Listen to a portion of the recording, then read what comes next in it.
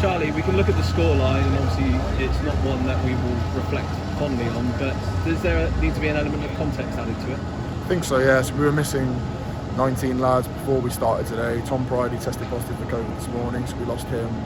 We lose 2 international back rows in 2 minutes to HIAs.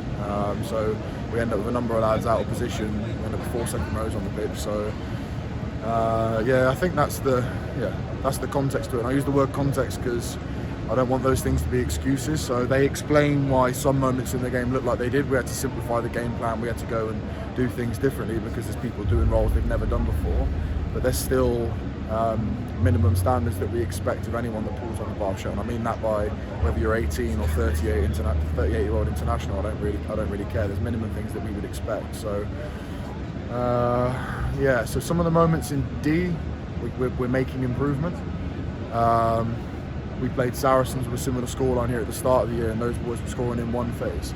Today we go toe-to-toe with one of the best attacking sides in Europe, make them work for 4 or 5 phases, and then we slip off on the 5th or 6th phase. So Josh van der Vlier just goes through. So we knock him off, 5th phase, he goes clean through. So there's lessons in there. There's lads there who have ambitions of playing Test rugby, and have ambitions of being successful with this club, and those are the teams that you need to beat. That's the level that you need to compete at, and to do it for 4 phases isn't enough.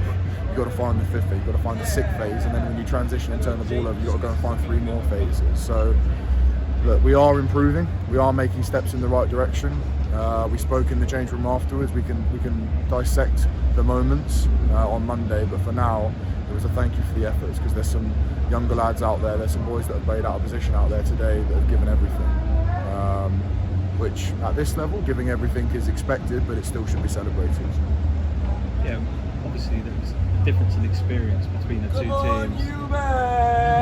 Difference in experience, and we've still got the fans here in the background.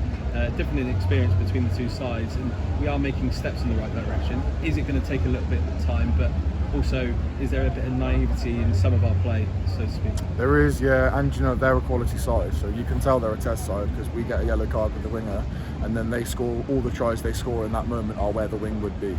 So they go and find the space where the winger would be, the chip from the restart, the crossfield kick, all of those moments.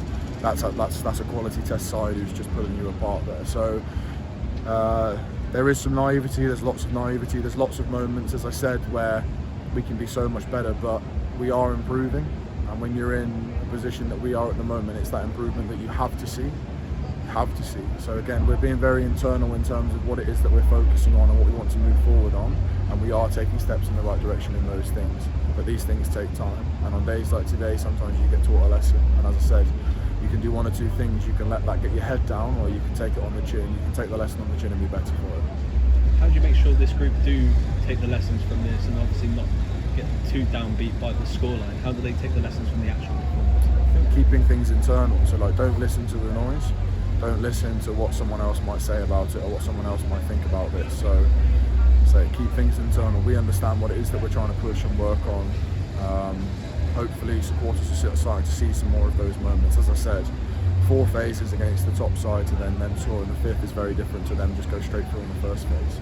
So look, these aren't excuses. I'm not happy. I don't want to be part of a team that loses by that scoreline. But that's where we are, and that's what we're keep pushing for at the moment. You walked around the pitch with the squad after the game, and the fans were very congratulatory of your performance and your efforts. And what have you got to say to them after? I just like, they see where we're at. I've said before in media that like I feel their frustration because I'm in the luxury position of the result cuts me up, but I get to go in on Monday and I get to try and make things better and make things right.